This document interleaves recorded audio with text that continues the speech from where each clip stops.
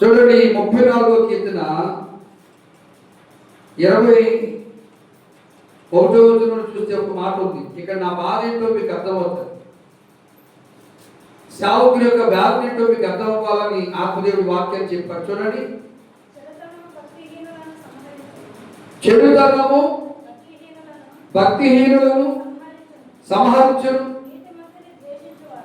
నీతిమంతుని ద్వేషించువారు అది అపరాధులుగా ఎంచబడతారు. చాలు. చెడుతనము భక్తిహీనులను చంపేస్తారు. రాసు కలిగిన సేవకుడు చెప్పే మాట ఏంటంటే,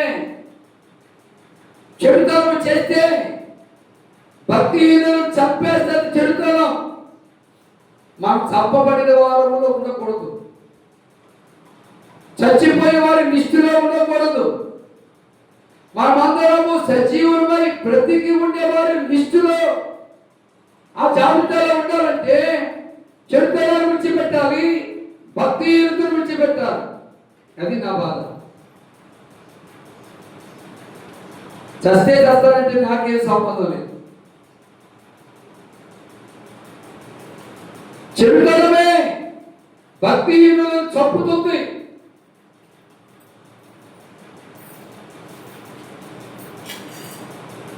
మనం చెప్పుకుంటాం, మీకు అర్థమని చెప్తున్నాను, ఎవరేమనుకోవద్దు.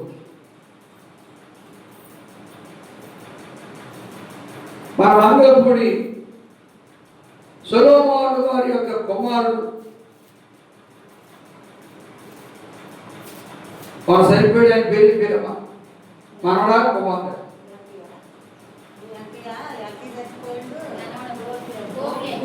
గోపి. ఎక్కయ్య చచ్చిపోయాడు, గోపి చచ్చిపోయాడు. ఎలా ఎలా చెడుతాను, ఏదో చెడుతాను, తాగి తాగి తాగి తాగి. కొంతమంది చెడుతాను గొప్పగా పెట్టుకుంటారు, కంది తులావస్తుంది నిజం కదా. ఏంటి పెరుగు పిండి అనుకుంటే వాడు పెరుగు కింద పెట్టాడు చెడుతానా.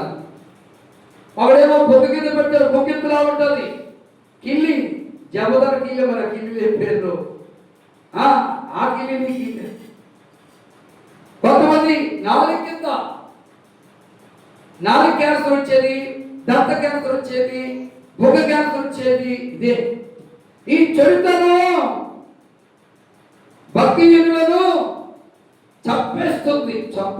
అందుకే మీరు చెడుదాన్ని చేయొద్దురా బాబు అని చెప్తే నా మీద రోజులాడతారు. నువ్వు అంత భక్తిపడువా, నువ్వు అంత నీతిమంతుడువా, నీకు అంత భక్తి ఉందా అని రివర్స్ అయి తిరుగుబాటు చేస్తూ కిందంతగా ఎవరు చదవడానికి ఇదేమన్నాడు. అది ఎవరట, ప్రార్థనాపరుడు గాని నీతిమంతుడు గాని ద్వేషిస్తే అపరాధం అంటే పాపి అని అర్థం. నీ పాపం నిన్ను కాటు వేస్తుంది, నీ పాపం నిన్ను పట్టుకుంటుంది. కాబట్టి నీతిమంతులను ప్రేమించాలే కానీ ద్వేషించకూడదు.